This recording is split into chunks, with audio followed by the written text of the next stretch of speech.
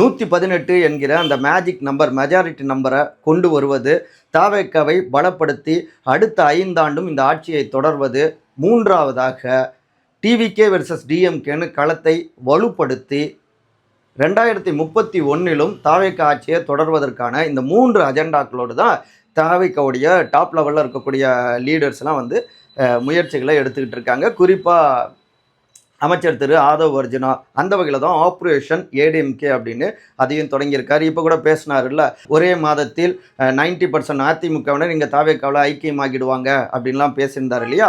முன்னாள் அமைச்சர் திரு வெல்லமண்டி நடராஜன் அவர் இங்கே வந்து சேர்ந்த பிறகு அதை ஒரு பிளானாகவே வச்சுருக்காங்க. ஏற்கனவே எம்எல்ஏக்கள் ராஜினாமா பண்ணிட்டு இங்கே வந்திருக்காங்க. தவேகா சைடில் இடைத்தேர்தல்களில் அவங்கள நிறுத்தி வெற்றி பெறுவது, இப்படி செய்வதன் மூலமாக அதிமுகவை பலகீனமாக்கி டிவிகே வெர்சஸ் டிஎம்கே அப்படின்னு களத்தை வலுவாக்கி தங்களுடைய 3 அஜெண்டாக்களையும் வெற்றிகரமாக மாற்றுவது தான் டிவிகேவுடைய தற்போதைய திட்டமாக இருக்குது. உள்ள இன்னும் நிறைய சமாச்சாரங்கள் இருக்குங்க. இந்த லிங்கை கிளிக் பண்ணுங்கள்.